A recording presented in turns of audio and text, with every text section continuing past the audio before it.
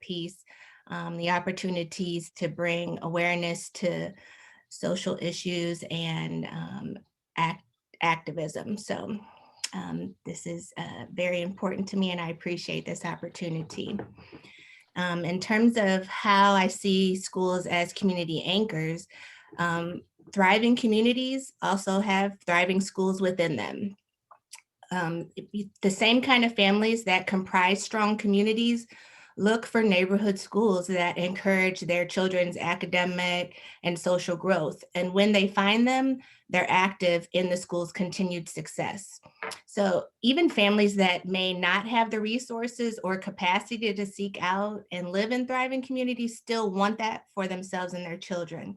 And I think there's where the work of community organizations can be most effective. Um, Over the past year, even before this past year, I started the personal work of self-care. And I got good enough at it that now I want to move to community care. And what does that look like? To take care of a community with the same intention and effort that I put into my self-care, progress. I think that if we can get people to see that connection and that correlation regarding the intentionality behind doing right by the community in the same way that you might think of doing right by yourself in terms of self-care. It's very likely that wherever you see school districts whose data indicates success, you'll also see communities where people are active and making it a place where people want to live. So that's a summary of how I see schools as community anchors.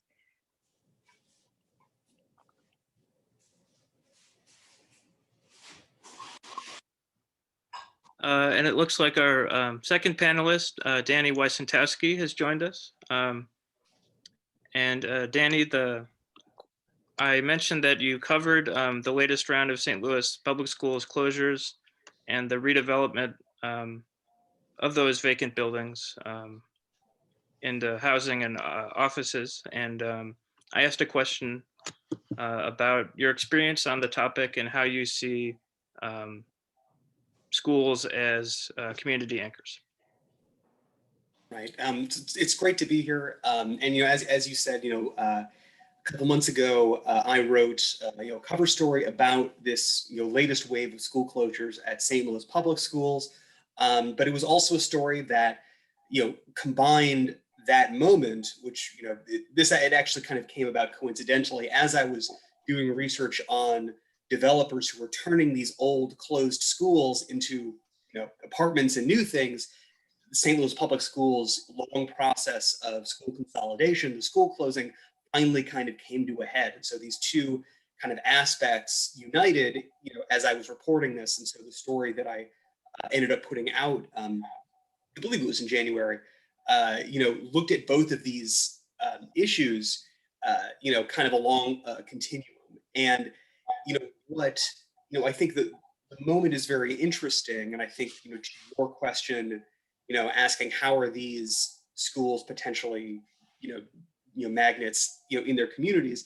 The one that I focused on was interesting, which was the old Lion School, which is near Carondelet, which was actually a street that I had lived on for about a year. And so I got to watch, first of all, I was familiar with this community. I spent a long time kind of walking around it. And I got to watch this school being redeveloped. And, it's an interesting example because other schools that have been closed and then redeveloped into apartments, they were in areas that were already, the tide was, raising all ships in a way. The economic situation in, around, I think, the Lafayette School or ones near Soulard, these were already areas that are experiencing, a healthy real estate market. But at the Lion School, which I was looking into, this was an area that's kind of, it's on the up and up. It's, it's kind of in this middle area, and they're not, making these into luxury apartments. They're trying to actually get people who are in the community who are used to that real estate market with those kind of rents, and to see, this building, which has been there for so long, in a completely new way. and not as a school and not as just a place where there's basketball hoops. And so I think this transformation is something that is still taking place in a very limited kind of scope in the city. We have not yet really seen a lot of innovation or the resources that it would take to transform one of these really just enormous schools into something, like a community center or something that is really significantly different in terms of its relationship to the community. Right now, they're turning classrooms into loft apartments, and even that is taking a lot of effort. And so it seems to be, still in the process of doing this. And we can get into this later, but I think we are seeing something closer to this, a community anchor, a community model of what these schools can be. We're seeing some of that in what's happened to Sumner High School, which has actually been saved from being closed down in an interesting new way that I think will all be interesting to see how it develops. But I also think the old Euclid School, which I wrote about, which is in a part of the city that has not seen this kind of reinvestment and not seen, some of these, larger developments around the school. And that would be something that would be, senior housing, but would also be in a very different part of the city, and had a developer who was saying, we need to raise this entire area up, and we can't let this school, be this symbol or be this crumbling, edifice as we're trying to improve the lives of people around us. And so I think that conversation is still happening, but it is still, I think, within the greater context of the disinvestment and the economically challenged areas of the city. And we haven't yet seen, I think, an idea really fully encompass what to do with structures that were really never meant to be anything else than what they were built as, huge permanent schools. Thank you for that introduction and those very thoughtful responses. I'm excited to see where this takes us. So Dana, you just spoke to some vacant school buildings, so I want to pass the floor over to Carrie. And Carrie, if you could tell us about your efforts working with the Normandy Schools Collaborative on the Family Engagement Liaisons program, we'd love to hear about how that got started and also what your role is in that. Absolutely. Our education department within Beyond Housing is comprised of two programs, the Family Engagement Liaison program and our Family Support Center, which supports Normandy through after school and summer programming that is focused and intended for Normandy students. The Family Engagement Liaison program, Beyond Housing got involved about 11 years ago. So these positions, which can be called parent liaisons, in St. Louis Public Schools, they're called family and community specialists. Those kinds of positions are typically funded by Title I money. When I was the principal and of a school that received school improvement grant funding, I even used some of that funding for an additional person in addition to the one that was funded by title. So I had two in my building because I think that's an important position. But about 11 years ago, Normandy had plans to eliminate those positions, and BH, as a partner and a supporter of the district, sought out a funder to keep those positions in the school. So right now we have 12 staff members, BH staff members, Beyond Housing staff members embedded in all of the Normandy schools campuses except for the alternative school. And it's based on enrollment. So the school with the biggest enrollment has 3 family engagement liaisons embedded in the school. Thank you. And yes, I'll try to be careful. So BH will be Beyond Housing. And if I say FELS, F-E-L, I'm referring to family engagement liaisons. So we have those staff members, FELS, embedded in every Normandy school, again, except for the alternative setting. And some schools with lower enrollments have 1, mid-range enrollments relative to the district have 2, and then the largest school enrollment has 3 of those staff members in the building. I may even refer to them as ladies because right now they're comprised of all women who are remarkable in their commitment to Normandy students and families. It is their role to bridge the gap between home and school, and also between community partners and school communities, even outside of the local community, but the greater St. Louis community partners and the school communities. If you think of it in terms of Maslow's hierarchy of needs, it's our intent to take care of everything at the bottom of that pyramid, all of the basic needs, so that the school staff members, faculty and staff and administration can focus on those higher level parts of that pyramid. So we say that we address non-academic barriers so that school faculty and staff can focus on teaching and learning. We provide basic needs. Family engagement liaisons provide clothing by way of uniforms and regular clothing, food. Those are our two biggest, clothing and food. We provide cleaning supplies as needed. Family engagement liaisons do loads of laundry throughout the day. They provide winter wear when the weather gets cold. We also at Beyond Housing consider, we have moved to understanding emotional well-being and health as much of a basic need as physical health. So we refer families for both of those resources as well. Our target audience is parents, but we say the kids are the gateway. One of our veteran fellows said it really well a couple years ago. She said, when my name goes home, that's when my work begins. So she's been providing, uniforms and food, granola bars, fruit snacks, fruit cups, whatever. We even provide period supplies for the girls who are of age in the school, because we realized that there was a stigma attached to going to the nurse's office, but going to this family engagement liaison office in your school where people know you can get a uniform if there's an accident at school, or food, going there's way less of a stigma. So when you think of a basic need, there's no limit to what we will attempt to get for students and their families. But our veteran fellow said, when my name goes home, by that she meant when the student goes home and starts saying, Miss Green gave me this, and Miss Green said this, Miss Green said you should call her, or something like this.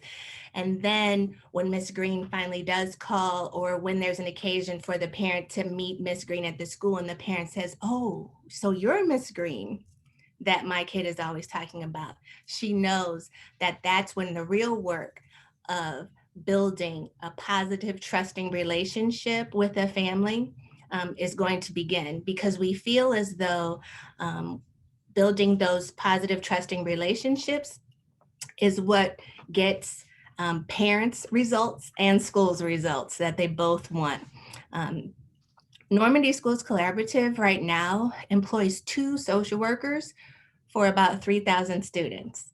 And many of you on here probably know that falls short of really what is needed to meet a demographic and population like Normandy Schools Collaborative. I've seen studies that said in order to be effective in really doing the work of social work and supporting students and families, some demographics like this need as much as, as many as 1 per 60 students. We know that that's never going to be achieved in most of our public school systems, but I just wanted to provide that to show the need and the lack that is experienced within Normandy currently.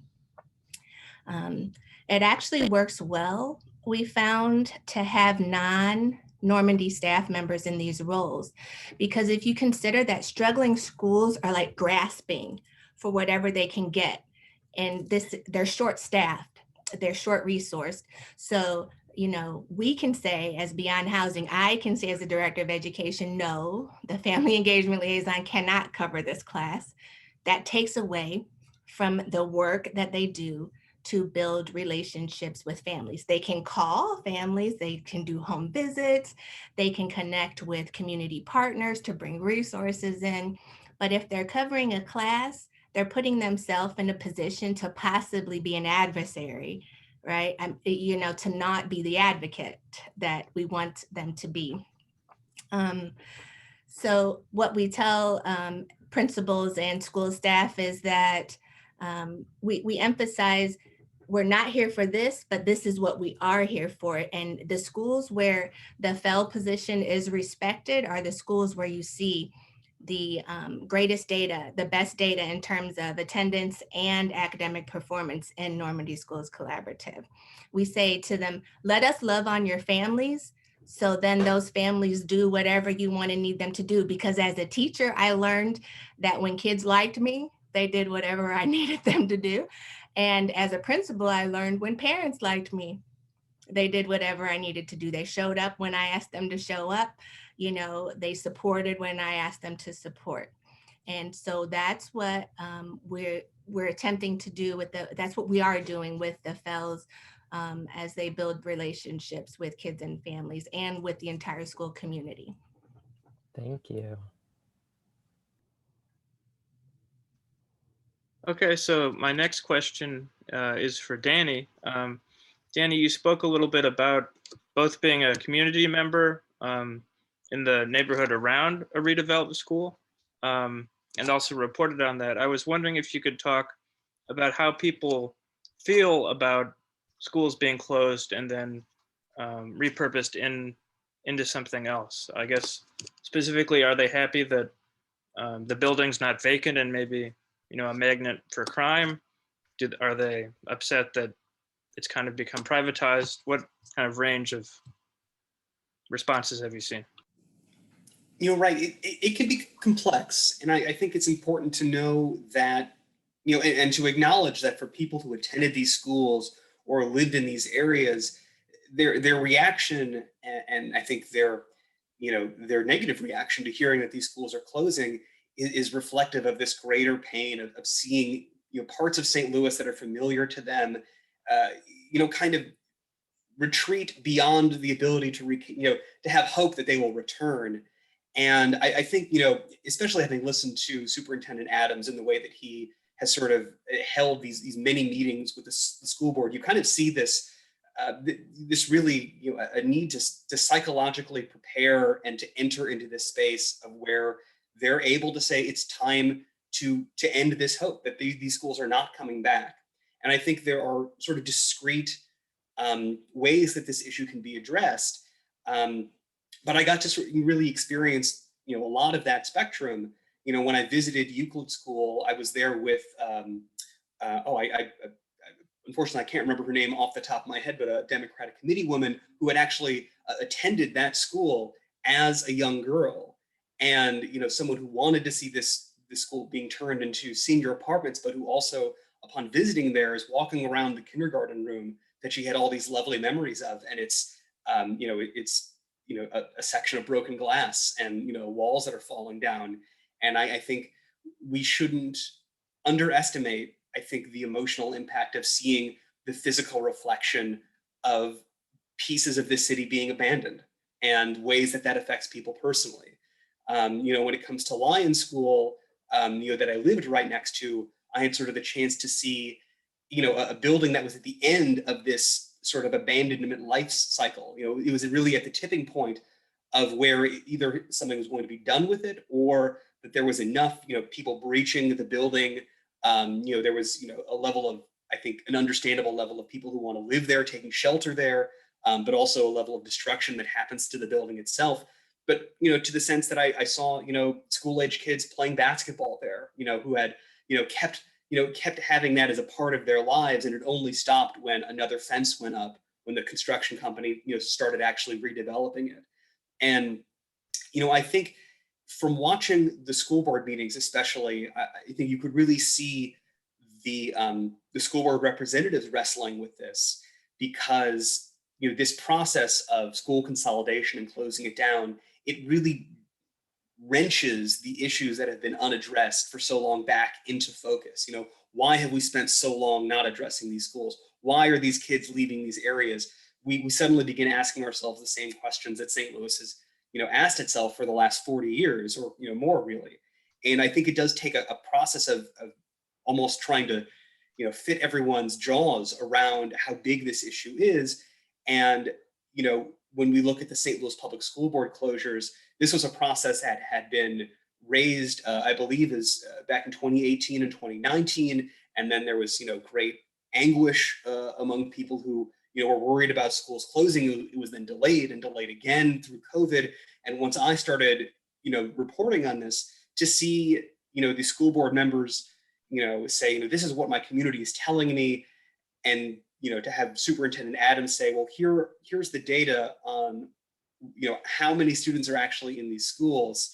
And it's just, there's, it's not like we're a little bit off. In Sumner High School, for instance, a school that is built to fit 1,100 has, struggles to have 200 students, and, this creates tensions in kind of the entire, I don't want to say like supply chain, but, when you only have a handful of social workers for the entire school district, devoting that precious resource of a social worker to a school that has, a quarter of the students that it should have, that's, we're creating more complications and more barriers and time than it takes to get people the meetings they need, because people are spread so thinly.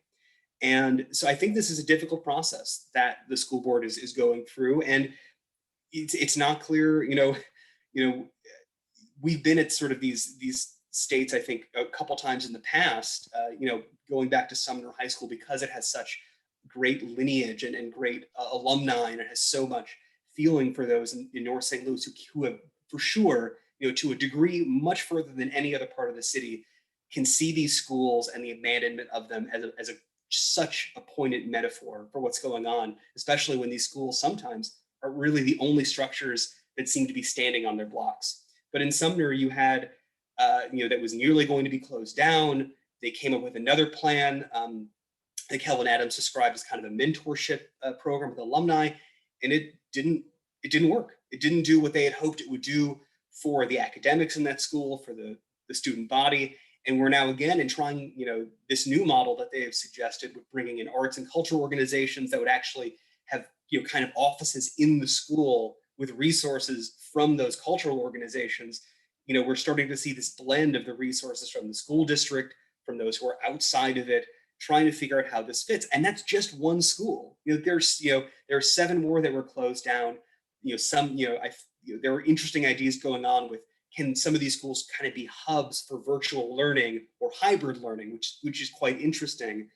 But I think that, what has stood out to me, in looking at the community response, is that I think for those who are following this issue and are pained at the schools that they attended no longer functioning, I think once they see the schools and they see the areas, or they take some moments beyond that, the emotional reaction, which again is really legitimate.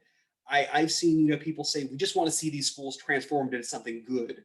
I think when they, when the option is seeing these incredibly beautiful structures decay at such a scale, and when almost that decay dominates the area around them, just visually, just because of the size of them, it's almost, a different kind of emotional trauma than just losing that school. Now you're saying, well, we got to save this neighborhood. We can't, this can't be, the domino that all other all the other important parts of this neighborhood follow. And I think, that process is moving. And I think, unfortunately, it's because the city has gone through, pretty much 20 years of these fairly regular, extremely difficult school closure conversations. And we've had a chance to see these school closures done, a couple, in the last decade or so, almost in a much more disheartening kind of way that doesn't take into account what's going on. And I think we're seeing those lessons learned, but we're also still seeing that history playing out in those same dynamics, still tugging these schools away and these neighborhoods away from where people want to see them. One thing, Danny, that you said that stuck out to me was the term blend of resources. You talked about a blend of resources, and that stuck with me in terms of, to be successful, schools can't operate in a silo. So something I'd like to hear from you both, maybe we'll start with Carrie, is when do community and school relationships work best? And also, how can we build that muscle as community partners?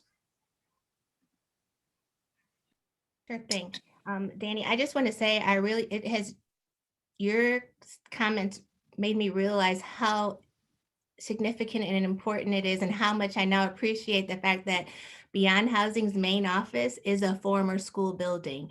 So that community did not see that structure fall. They saw it, rejuvenated. And I think that's really important. And thank you for your comments to make me really value and appreciate that. So when do school relationships work best? I'll say that when communities and community organizations understand schools and their school champions. So how do you build that muscle?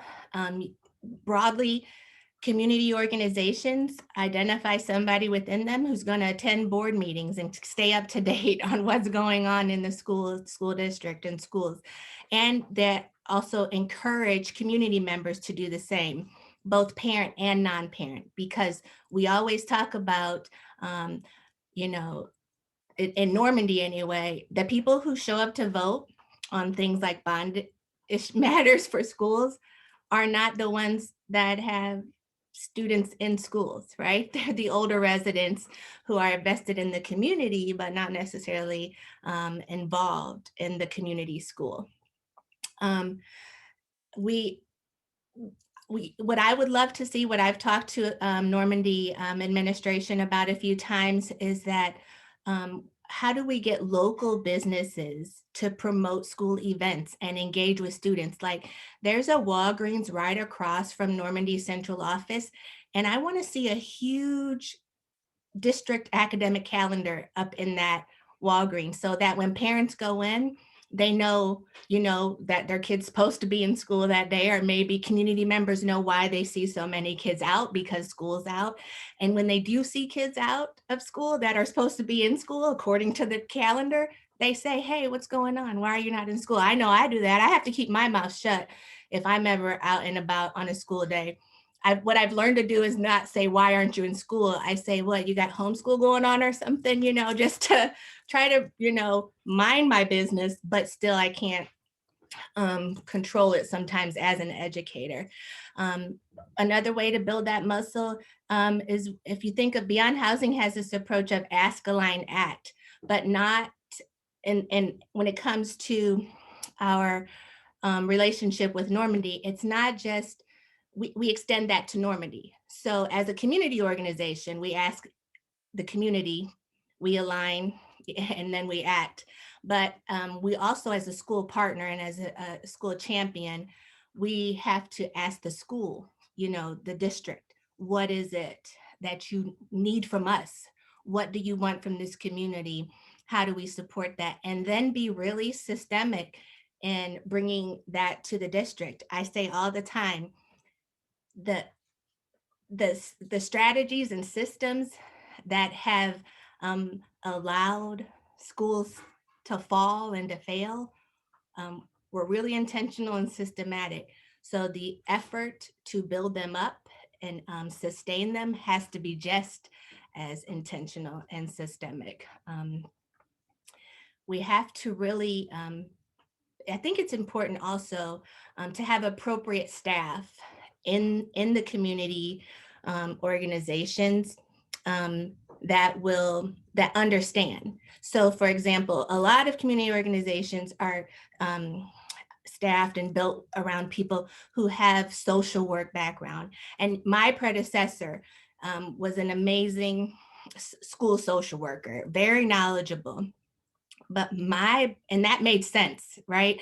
When you think of Beyond Housing's community and social work, right?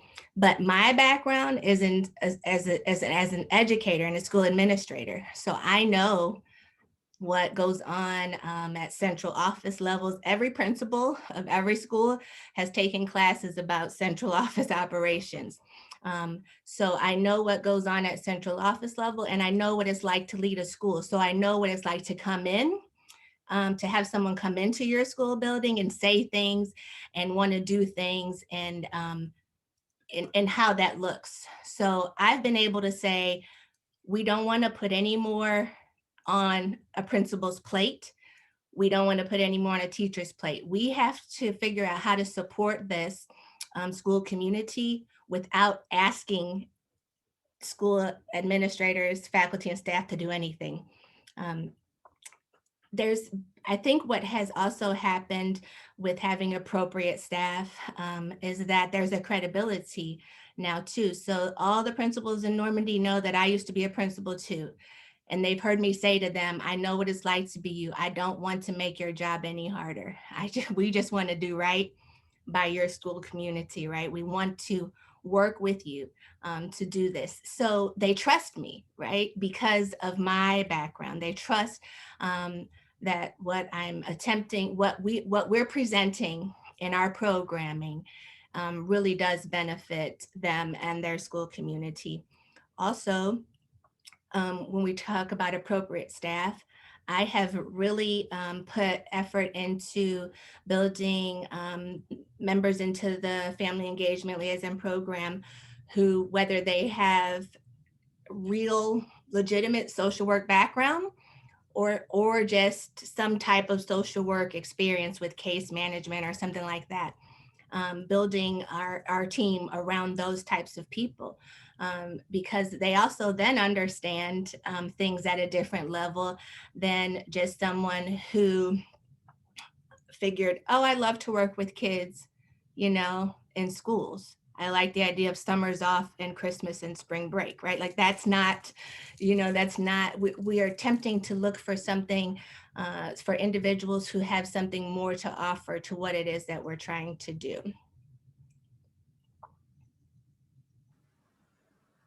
I want to just also thank you to Kara for mentioning the Beyond Housing headquarters, is, I think, a really notable example of one of these schools being converted. It is, and I think, please correct me if I'm wrong, but I don't know if there's another school that has really had that kind of transformation. It's one of the few schools that has been transformed that is, north of, in North City. There are some of these lofts that are kind of in, kind of north, but closer to Washington Avenue, but you haven't really seen, these loft developments take root really to any extent that way. To your question about blended resources, I think it's kind of, important to just how stretched the St. Louis public school system resources are. One of the details that I kept kind of coming across is comparing the number of buildings that St. Louis Public Schools has compared to, Rockwood or some of these others. And it's, Rockwood, for instance, was, the second largest school district, has about 20,000 students, which I think is about more than St. Louis City now. But they have 29 school buildings, which is less than half. And so I think when we're talking about the blend of resources, the city's school system, the city's school system is trying to blend the resources of its different regions, but across such a, in a way that there, that I could hear in Superintendent Kelvin Adams' sort of discussions in these meetings, that is so held back by maintaining buildings from an era of the city when the population was double what it is now, or 100,000, more than 100,000 students. We're now down to less than 20,000. The question of scale is so massive that I think it would be, I think, a disservice in a way to these community organizations to expect that they're going to fill these in. That they're going to have the muscle of the previous generation school system outside of the school system. I think these are the really tough questions that I think the school board and the new school board members will have to figure out, because those discussions are talking about, when they were building this, when Superintendent Adams was making this case for closing these schools, the reasonings are things like, we can have janitorial service in all of the schools and having a full staff of nurses and cleaning crews and social workers. These are I think, some of the basic support staff that creates a clean learning environment, a safe learning environment. To have teacher salaries, somewhere in the area where you can hire more of them. The waste that happens when you have a school with very, very low enrollment, but that needs to pay for an entire suite of teachers for every class, even if there aren't enough students necessarily to take them. And so I think these questions of, what is the size of our school district? What is the size of our city? can be very difficult to answer, but I think we should acknowledge how misshapen the picture of our school district is and our school is, and the sense that blending these resources with community organizers, folks like Better Housing, these can do great things. And I think as far as enriching for students and finding ways to help students who have fallen through the cracks, but the big picture is like, you want teachers who are paid well, you want schools that are fully staffed, you want nurses, janitorial service, and a sense that this school is not being held together with duct tape and like volunteers who are coming in. And I think you could,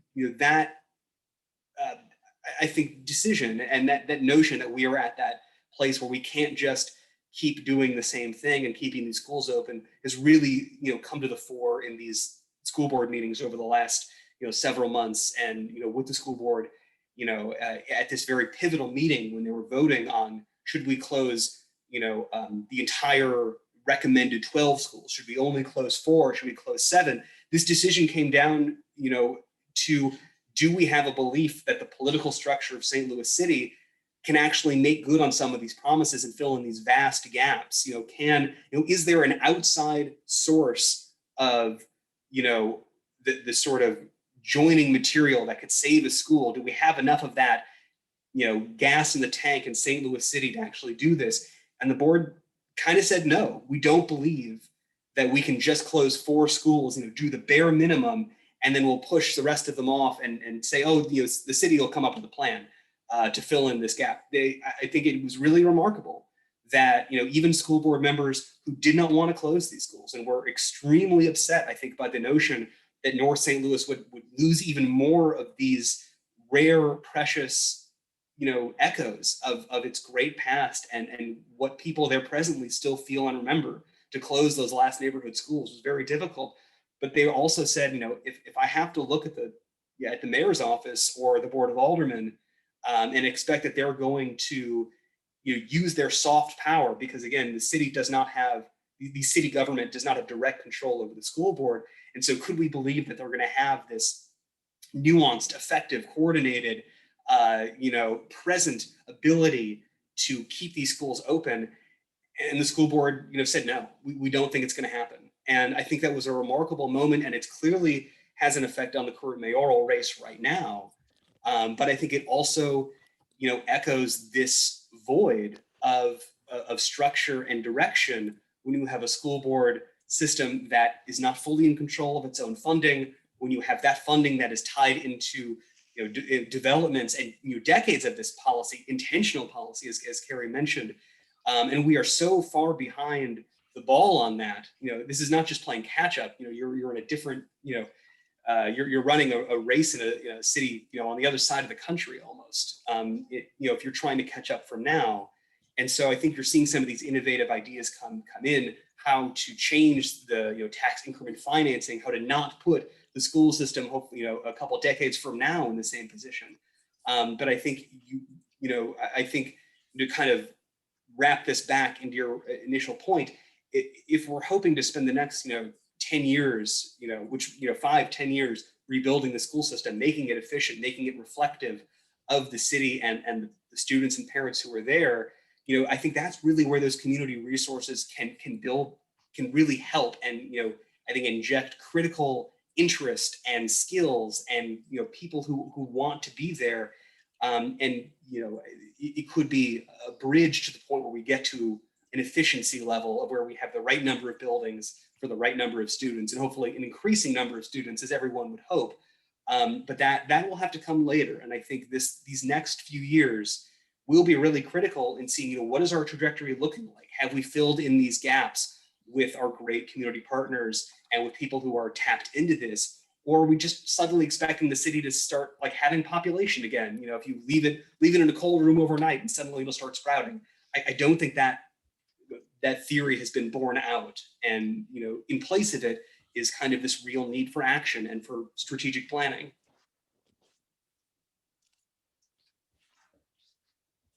Can I also say something about proximity, right? When we talk about when do community and school relationships work best.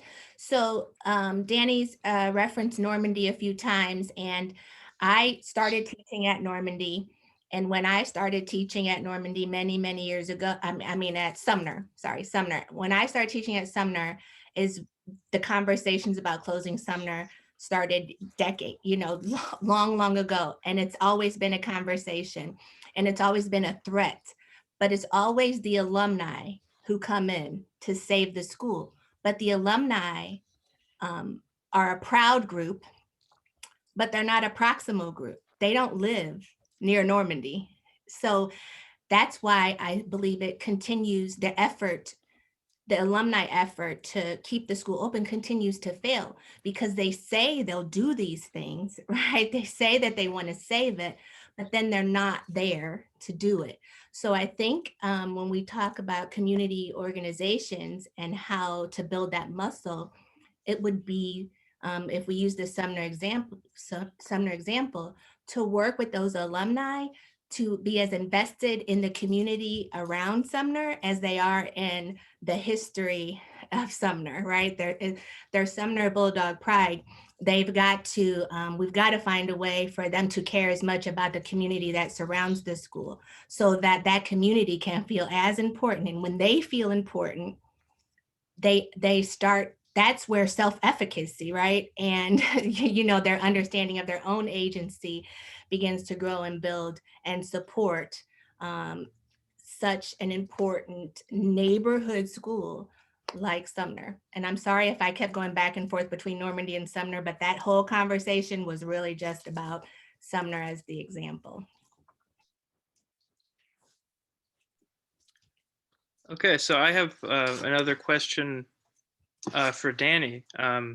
I know that journalists often don't write their own headlines, but the headline on your article said St. Louis's school closures are devastating and great for loft developers. But in the piece, you quote a developer saying, "We had every incentive. We had 100% tax abatement for 10 years, tax exempt bonds, and this was still a stretch." So I wonder if you could talk about just kind of the tension there, that yes, that there is an opportunity for developers, but sometimes the numbers just don't work. So I guess what other possibilities could there be besides market rate housing and offices? Right. And, I think it's important, as you mentioned, I did not write that specific headline. I had some other, ideas, but I think it does get to the reality that, so far, the people who have gotten the most use out of these schools because of, their locations, their size, their historical kind of resonance, are loft developers. And these are, I think, who is using these schools? And there are certainly, there are now, from my reporting, there's, I think, 3 or 4 main developers who have now developed multiple loft schools. This is not just, one taking a chance. There are several who have now, on their 3rd or 4th projects. So, they are, and they're filling up in the, the areas of the city that are, are already kind of economically active to that degree, because that's, that's why these developers have gotten there. They're, this is what they're looking for. And so I think that is fair to say that this, the people who have most taken advantage of these resources and have gotten a lot of city help in doing them, and I believe, even more so than a regular development, that they were just redeveloping another building. These are historic buildings. To speak specifically about the Lion School, because I think that is, I think reflective of this dynamic that has been in St. Louis for a while between developers talking about what it takes to actually build in some of these areas of St. Louis. This is something I've heard a lot from developers. This is the but-for argument. We could not build this building except for having this form of public subsidy. There's no way it would happen. The market actually doesn't, is not at the right levels for a private development to get there. So you need that extra public help to fill the gap. The Lion School is interesting because it's not in, it's not in Soulard, it's not in Central West End. It's in an area of the city that is, again, getting better, having better housing stock. Areas of it are improving, but that the Lion School is actually in a part of Carondelet, I believe it's Carondelet, or the Patch neighborhood perhaps, that is, somewhere in the middle. Some vacancies on that block. There was, a shooting, the murder of a homicide of a teenager, not 200 feet away from that school, a few months prior to its opening, I believe. And so there are elements there that I think one would not say this is the perfect place for luxury housing.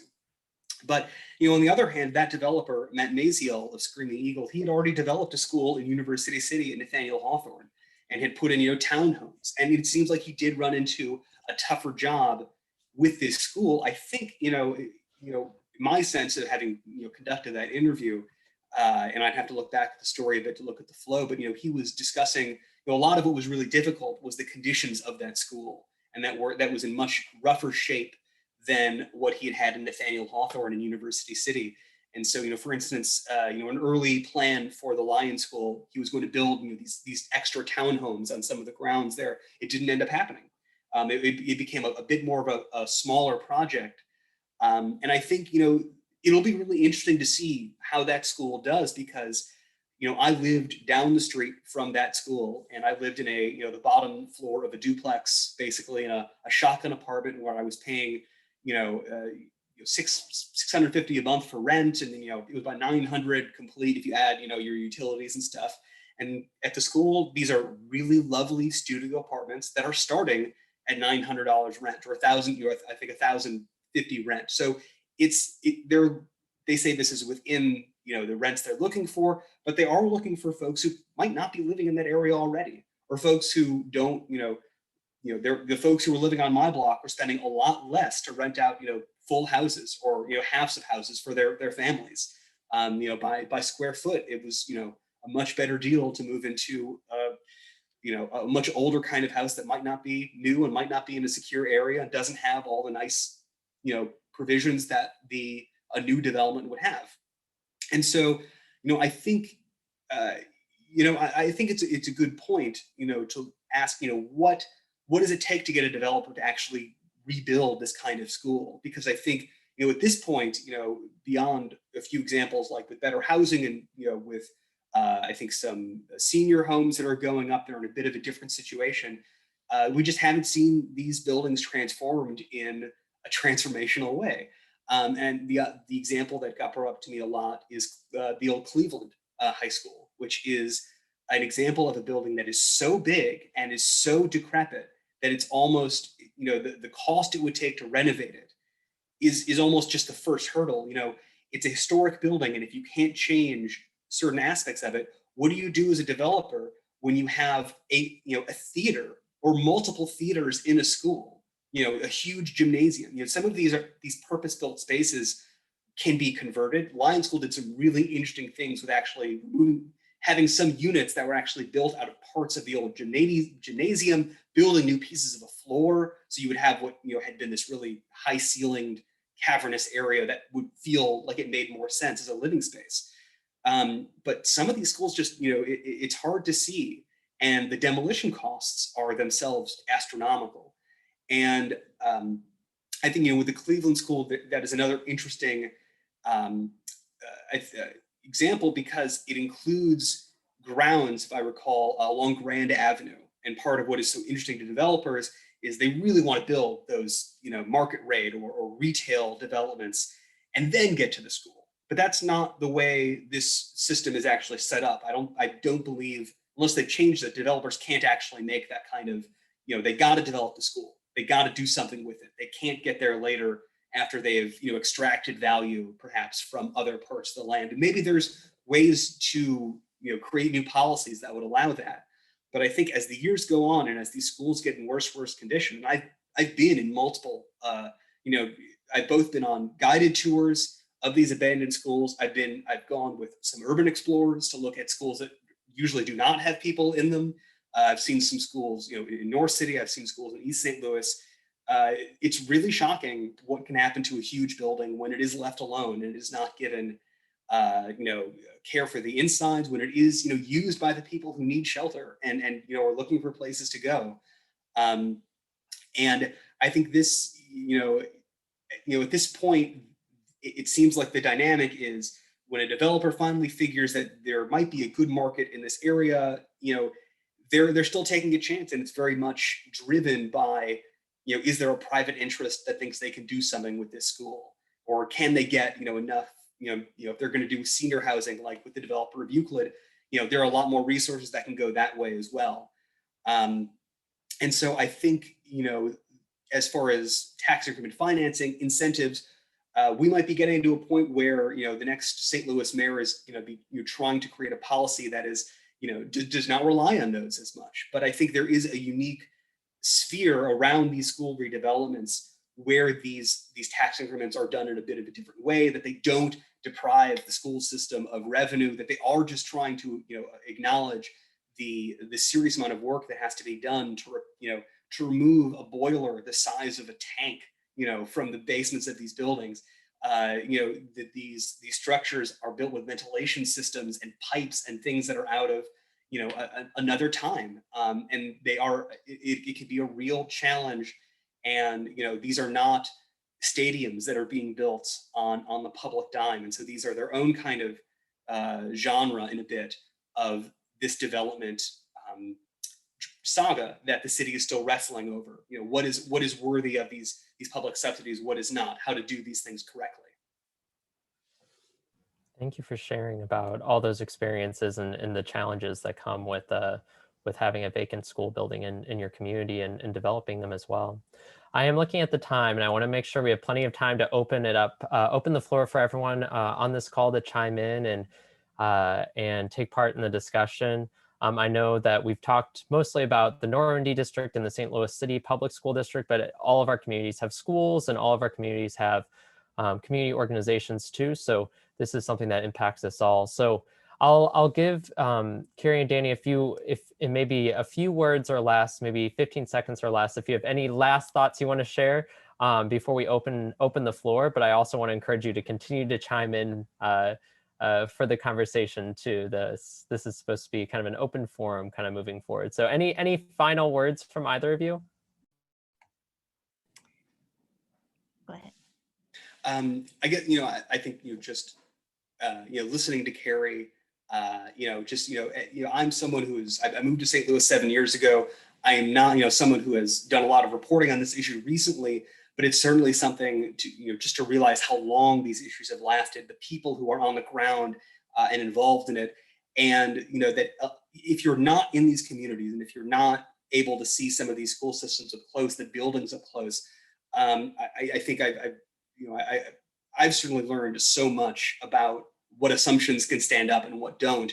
And that, some things are not as bad as sometimes they seem, and that there's so many people who are active in this space. And it's not just a wasteland that people are wandering around into. I think that's a stereotype that is kind of shading at the edges of some of these conversations and saying, how do we heal a city that looks like a war zone? And I don't think that's what this is, because there's so much human agency and so much activism and people who care about these areas. And I think that should be at the forefront in a way, because those are the people who are going to be solving this problem in the future. Absolutely. And I think in terms of like how community organizations and those working in community development can be proactive in building relationships with school districts, it's like simple stuff. We don't have to be really innovative, because once you get in there, the innovation will start. Your conversations with teachers and school staff and parents will spark your innovation. So it's simple. Host and sponsor back to school events, set up info tables and offer refreshments and door prizes during parent teacher conferences, feed the teachers. As a principal, I learned you feed the teachers so they don't eat the children, right? So if you connect with school staff, if your organization connects with school staff, that can really start something wonderful in terms of relationship building between your organization and a school or a school district. Thank you. That's a great thought to send us into this next broader conversation. I'm going to put some questions in the chat just to kind of help grease the wheels a little bit for anyone who might be wanting to chime in but not sure what to talk about. And I also know that someone reached out to Javi with a question. So I'd encourage them or Hobby to share that question too. Sure. Brett Burtock wrote a question to me. Brett, if you'd like to ask him. Yeah, if that's all right. First, I'll say thank you so much to Carrie and Danny for being here today. I really appreciate it. I took some notes, so hopefully we can reflect on your awesome words. I guess this question is more so for Danny, but I was thinking about why these schools are closing in the first place. And it sounds like to me, if I heard you correctly, it's more closely related to a lack of resources and funding rather than changing community needs and demographics. Is that correct? I think it's, it's the big question. I think you're not going to find a single answer, and you could find different answers for the different schools. I mean, we're talking about, why, we could reach back, I think one of the interesting points that got brought up that is, I think, relevant a bit is that during the school board meeting where they were initially discussing these closures, there was a comment from one of the school board members saying, if we close down, I think it was Northwest, there's not going to be any more community high schools in North St. Louis. And Kelvin Adams responded, well, look, with busing, there haven't been kids going to community schools in North St. Louis for a decade. We're looking at, the tail end of, busing and, the segregation, aspects. I think for the folks who I've asked this question to, it really does come down to the size of the city, the demographics. When you don't have the students, when you don't have the people who are needing the schools, that's when these tensions begin to become most, most distinct. And when those lack of resources become this, this fight between, who can get the stuff that they need. And I think it's because the disinvestment and the hollowing out of the city has occurred along such racial lines along the north and south. It's built into all of the problems the city has had. It's all, as badly as the city addressed its racial issues and the disinvestment and the economic situation in North St. Louis, all of those things are, being mixed into this dynamic of why those schools are losing students, why whether parents are looking at charter schools, whether they're moving out of the city, which is, the real, I think the real, one of the real concerns for the longevity of things. Because I think, I think to your question, is this a matter of resources? What's being done with Sumner High School is kind of, might put that notion to the test, to create a school that is not, to retain it, but to make it a new kind of school with arts and with culture, with activism, and to bring a new kinds of resources, not just money, not just saying we're going to pay your teachers better and we're going to have a regular high school. It'll be really interesting to see. And again, this is not the first attempt to save Sumner in some new way, but that maybe give us a lens to maybe we needed different kinds of resources this whole time, and not just closing a school or moving numbers from one column to the other. Thanks, Danny.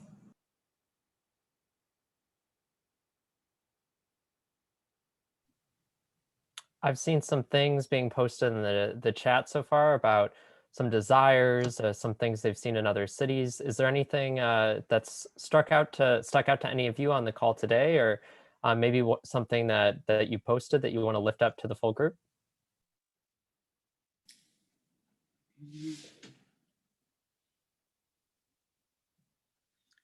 I guess I had kind of a question for Carrie. I think Beyond Housing is kind of unique in the region as a community development group, and that its borders are the same as the Normandy School District. That's kind of why it exists in one sense. And then your offices are in a former school. I was thinking of, I think Better Family Life has their offices in a former school on Page. Do you think there are more opportunities? Do you think, I guess two parts, do you think Beyond Housing could be a model for other areas in the county, parts of the city? And do you think that nonprofits, community groups could be a focus of providing kind of an anchor in neighborhoods if the school closes? Absolutely. I mean, so I am honestly, not just because I work there, but I'm impressed by the building of Beyond Housing, but I'm also impressed by Better Family Life. And if you've not had a chance to tour, you need to figure out how to, because they have their main offices there, and their programming, their after school programs and all of that summer programs take place within that school building. But they also support small businesses, community small businesses. They have space for offices for local, because of where the local happens to be, they're supporting minority, Black, and women-owned businesses in amazing ways by offering office space and collaborative space. I think it has, till now, been an under thought of opportunity for community organizations, or any organization that wants to support community. So even if it's not a nonprofit, right? Like, there are opportunities for for-profit entities to go into communities and build those communities up in organic ways. But absolutely, it should be a huge consideration for nonprofits as well.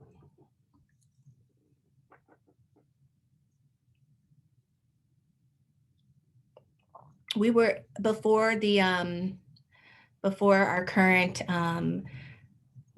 situation of so much remote working, Beyond Housing was looking to partner with a newer nonprofit for just renting or share. I guess the term would be leasing a couple of offices, then with the notion of then sharing all of our common spaces, a multi-purpose room, our mail room, and all that type of stuff. And I think it really should be a consideration for growth for other organizations as well. I think one thing that stood out to me in discussing this issue of school redevelopment with some developers is looking at the historic nature of these schools and whether it's holding some of them back. I think this is another difficult point of when do you say we can't save a school in the way that we would like to. But I think there is especially when it comes to is there demolition funds, is there what has to happen before a school is knocked down. And I think that is a difficult discussion, but it's one that I think more developers wish was happening. And it could be a way to see more than just lofts. One thing that also came to mind, I spoke about Matt Maziel, who's the developer behind the Lion School and the Nathaniel Hawthorne School.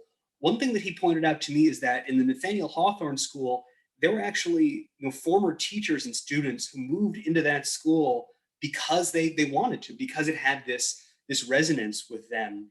And I think there is something really lovely about the sense that when these schools are rebuilt, or when they're made habitable or made into lofts, the idea of telling these former students, you can come back.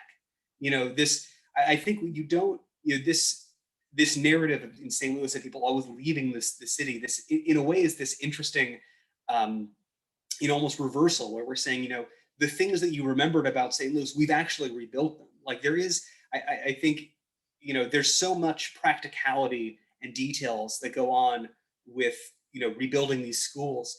And I think, as I mentioned before, there's a point where people have to realize, even though it hurts, these schools, that symbolically, in a way, that closing the school is terribly and traumatic.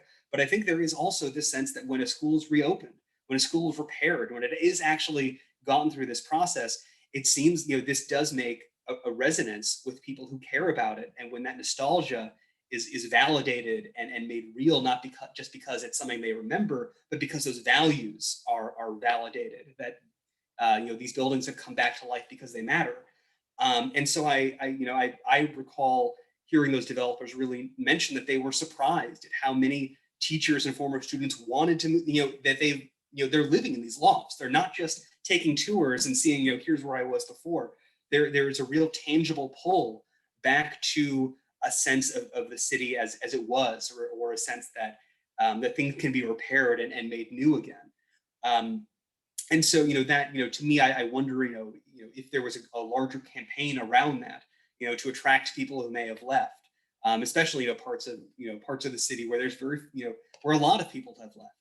And it's something to think about, but I think it's something that I don't know if we're necessarily at the place where one could come up with a have enough of these developments coming to fruition, being redesigned this way, where to have a cohesive public relations campaign to get people to move back into the city.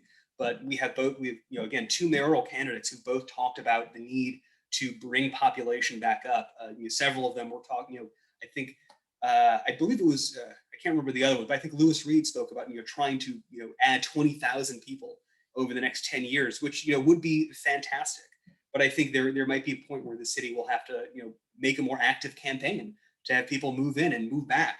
And this might be one of those things that they could point to if these schools could be, redeemed from their current state.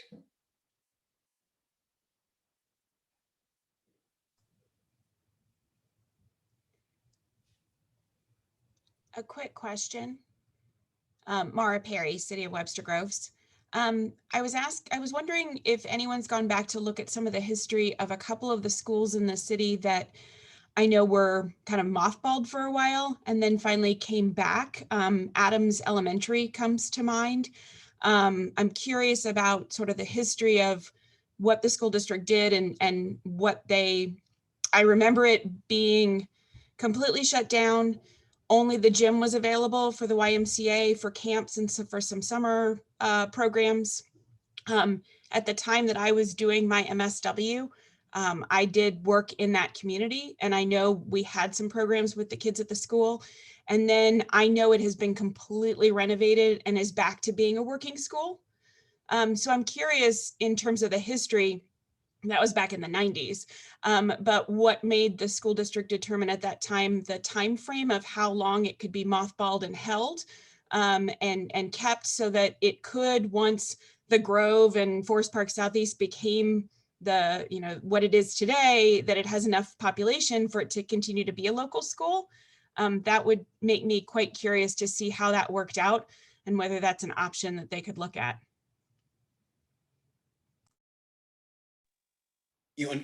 That is so interesting. I was not aware actually of some of the details behind that school. That's definitely something that I also want to know more about. But I don't know if others have more insight on that. But that is interesting stuff to me. Just as a city resident, I think for me, seeing neighborhoods revitalize, coordinated with the school and the neighborhood reopening and becoming functioning again too. So I don't know if districts have a plan as much as they just wait it out and see what happens, but it'd be really wise for districts to consider projecting about what communities and neighborhoods will look like years from now, or what the trends look like.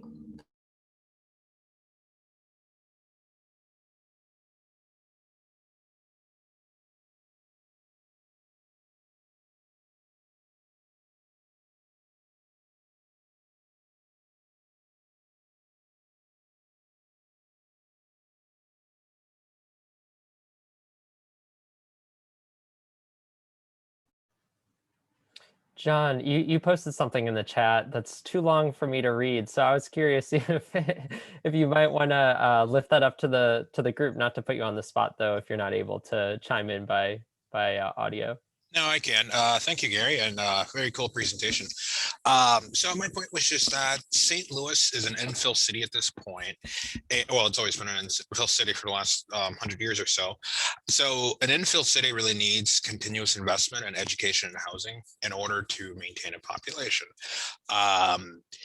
If we were not to do this, and if we are surrounded by another competing county, such as St. Louis County or St. Charles, if you have newer housing and better schools, one would probably choose the one with the better housing stock and the better schools.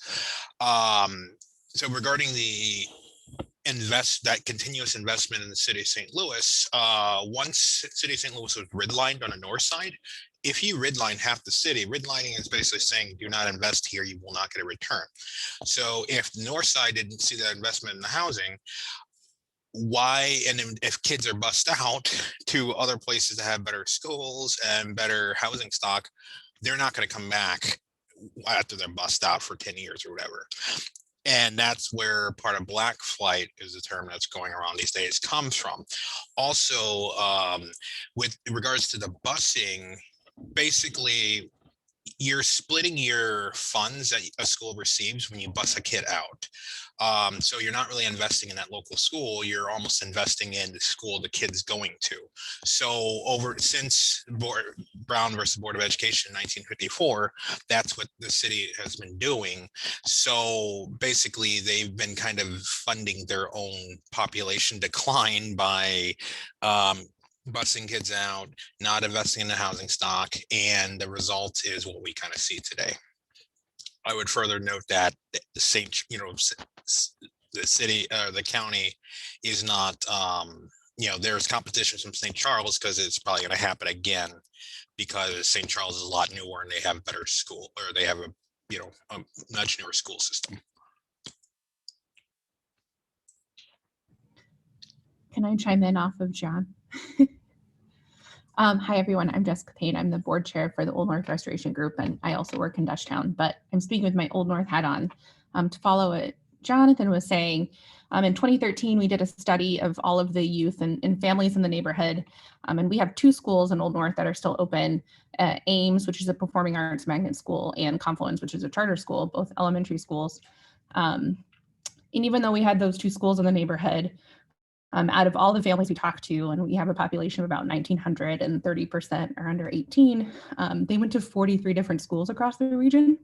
And so that's what I'm working with as like trying to build a community. It's really, really hard when we don't have that community school that everyone's going to. So even if I drop off flyers there for an event, it's not reaching everyone in the community. And so I guess where I struggle is how do we stop that sort of diaspora of everyone busing out to schools across the region and actually invest in our schools so that they don't close in the first place. Like super happy Webster School is getting redeveloped, but I want to make sure that Ames doesn't close and that Confluence doesn't become empty as well, because we have enough youth in the neighborhood between Old North, Hyde Park, St. Louis Place to fill these schools. But how do we make sure that we're investing in the schools so that the youth want to go there is kind of where I'm stuck.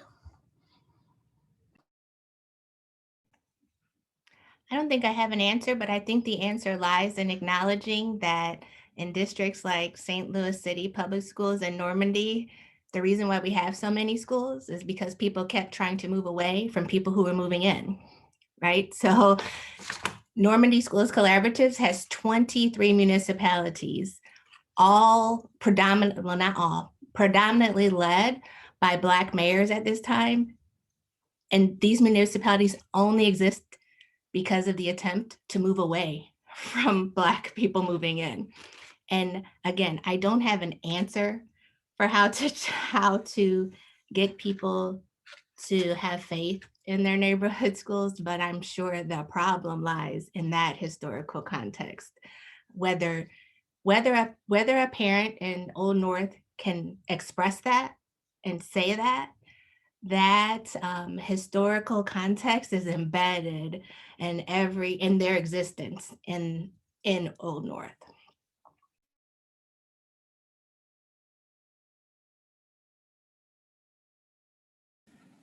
Yeah, it's such a hard, a difficult issue to think of solutions. The previous chat from Jonathan, ended on mentioning of redlining, which is something that is still happening. Watching. I was thinking of the mayoral debate that just took place a couple of days ago, which had a really interesting back and forth between the candidates.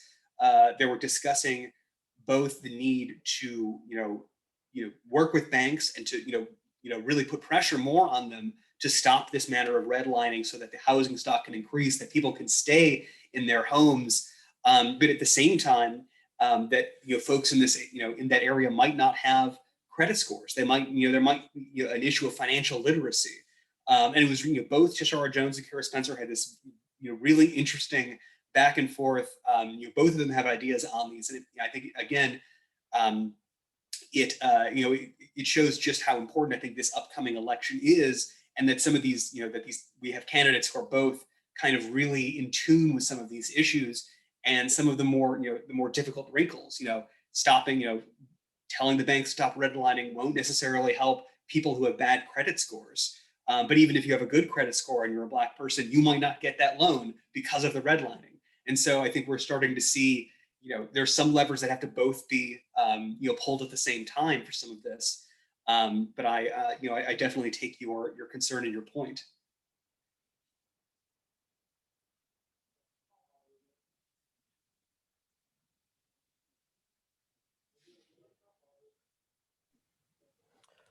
Well, I know we're at 12:58, so this is probably a good time to wrap up. I'm really happy we ended where we ended because our profession as urban planners has, in many ways, actively caused the broken systems that we're talking about today. So it's really important for us to be actively part of the solutions as well. So thank you again, Carrie and Danny, for joining us today. We really appreciate both of your perspectives and lived experience you're able to bring to the table. And thank you everyone who was able to chime in and be part of the discussion. I'm going to pass it over to Justin, but I bet Danny and Carrie would be happy to follow up with anyone afterwards too, if you're all interested. So thanks again, and I'll pass it to Justin. Yeah, thank you, Gary. And we appreciate Carrie and Danny taking time out of their busy schedules to talk with our group. Very interesting conversation, and we really appreciate them providing their insight on these school closures and redevelopment of those for the neighborhoods. Really don't have much else to announce. We did record this webinar, so we should be able to make that available as well. And then also be looking for, in the weekly newsletter, some information coming out on the April luncheon. So we'll look forward to that, and we will see you all later. I appreciate your time today.